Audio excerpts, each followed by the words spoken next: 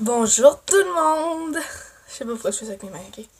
Aujourd'hui, j'ai décidé de faire un compte rendu sur la lecture que j'ai faite de ce mois-ci pas mal, vu que j'ai quand même beaucoup de lectures, vu que c'était ma fête le 27. D'ailleurs, excusez si vous me voyez vraiment regarder par là, c'est qu'il y a mon chat, là. Vous voyez pas à cause de l'oreiller. Il est tellement bon.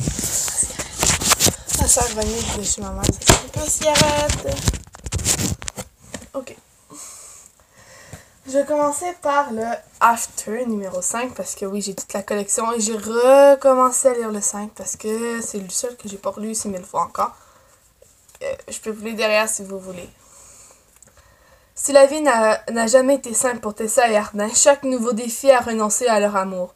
Mais la révélation du passé familial d'Ardin semble annihiler tous les efforts de Tessa pour l'aider à se reconstruire.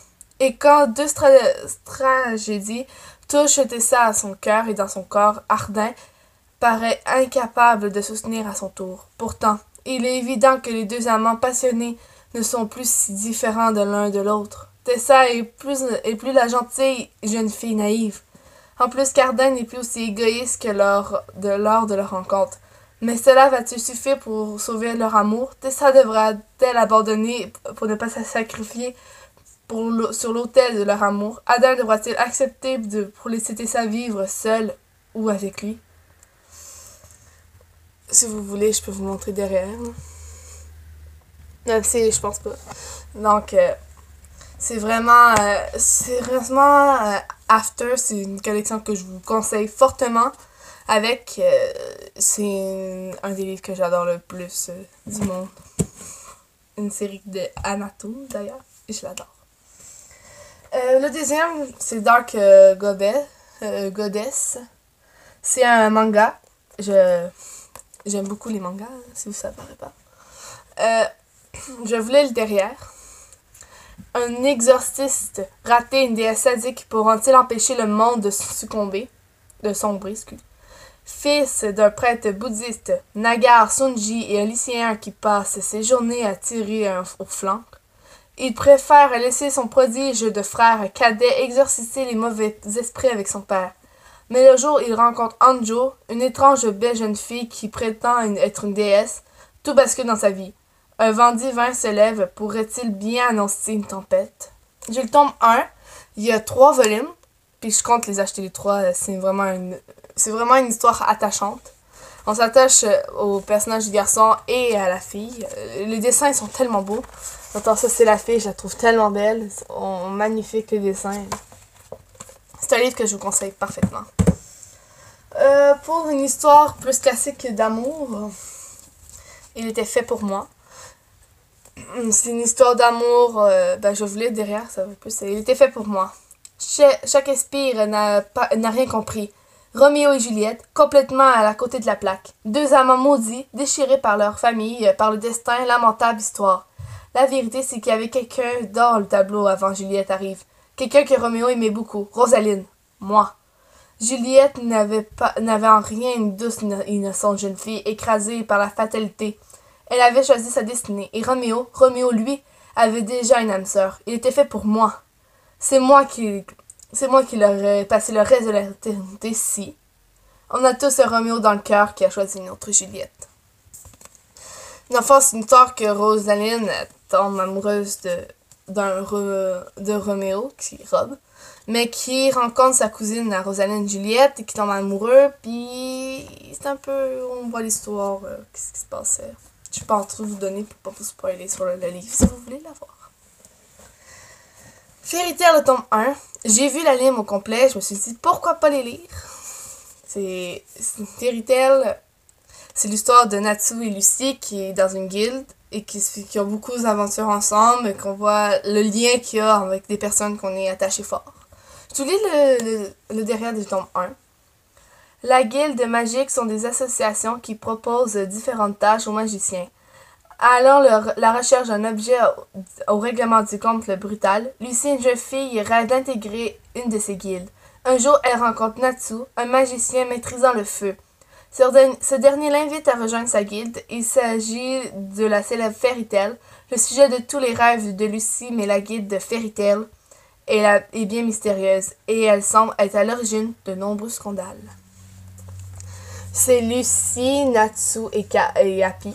Ce sont les trois personnages principaux de la série, mais on découvre plusieurs personnages puis on s'y attache. C'est vraiment une belle histoire. Ça, c'est durant un combat aussi. J'ai envie de... On voit beaucoup de choses. C'est vraiment un anime qu'on s'attache à la série. Le tome 8 de Black Butler. En fait, j'attends à acheter le 9. J'ai toute la collection. J'ai les derniers. Il manque comme entre le 8 et le 22.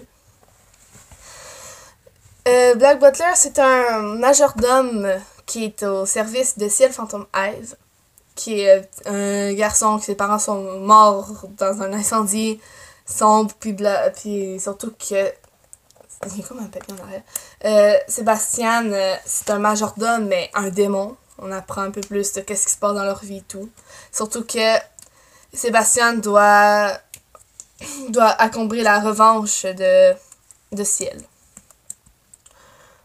De nombreux de la troupe du cirque Noah Ask s'introduisent au manoir de Phantom Hive à l'absence de Ciel et de Sébastien. Pendant ce temps, sur l'ordre de son maître, le majordome Sébastien met au point final une histoire dramatique. Pareil au lotus purpure des enfers, les flammes brûlent leurs traces Pierrot, triste d'avoir tout perdu. Invoquez mon nom, mon maître. C'est vraiment... je peux vous montrer. Ça, c'est pas... c'est comme un... C'est Sébastien et Ciel, Phantom Hive ici. Ça, c'est d'autres personnes.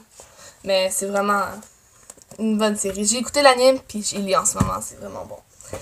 Pour le dernier, j'ai choisi Blanche-Neige. L'histoire la plus... horreur de Blanche-Neige. Sérieusement, je vous le conseille parfaitement si vous aimez un peu ce qui est tordu. J'aime vraiment... C'est vraiment... J'ai acheté Peter Pan aussi que je vais lire. Je vous lis le derrière.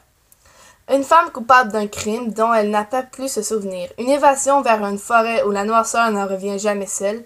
La découverte d'un manoir abandonné au secret bien caché. Des bougies qui s'éteignent.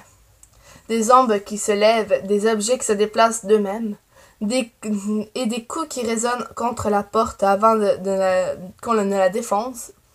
Cette sombre réécriture du conte classique de Blanche-Neige et les Sept Nains est un plongeon dans les eaux noires et les visqueuses de la démence, du complot d'un meurtre au pas angoissant des ténèbres du passé oublié d'où les erreurs surgissent et sans bruit et ni cri égard.